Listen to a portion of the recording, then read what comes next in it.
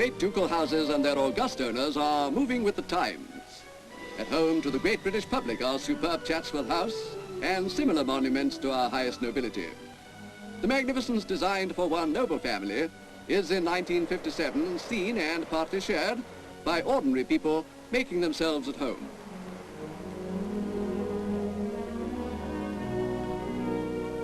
The present Chatsworth House, dating from 1688, stands where a former mansion held Mary Queen of Scots in custody for several years. Today, no haughty lords and ladies tread the splendid stairway to the painted hall, for the present Duke of Devonshire is unwilling to bear the burden of living at Chatsworth House. He's content with the modest Edensaw House nearby.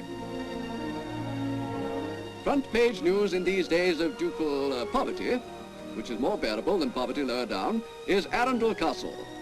Like Chatsworth, it draws from Sightseers considerable revenue. Seat of the Duke of Norfolk, Howard, Arundel has been in the Howard family 400 years.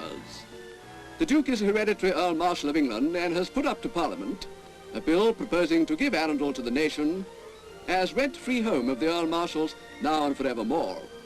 In the baronial hall are the robes the Duke wore at the coronation, the arrangements of which, as of all other state ceremonial, are among the Earl Marshal's duties.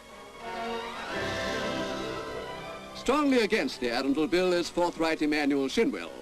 Do you intend to oppose the Arundel Estates Bill? Yes, of course, but I'm not the only one.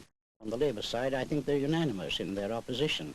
But there are a very large number of members on the Conservative side who are uneasy about it. They're very troubled in their minds about it.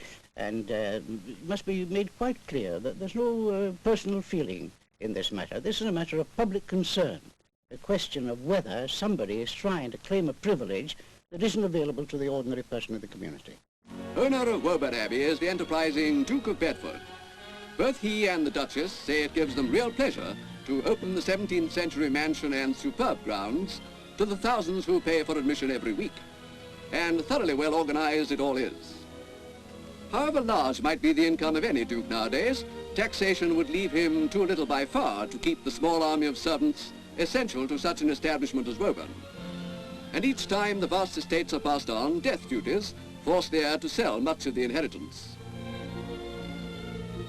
We live in times when, to governments, millions of pounds are small change, and the money for the big spending has to come from somewhere. Today, who'd be a duke? So, apart from inheriting Woburn Abbey, what did you inherit in the way of death duties?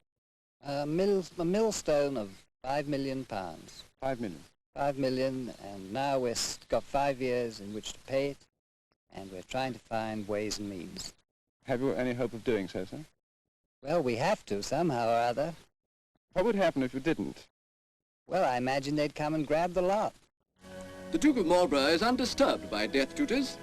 5 years ago, he made over his estates to his son and heir, the Marquis of Bradford.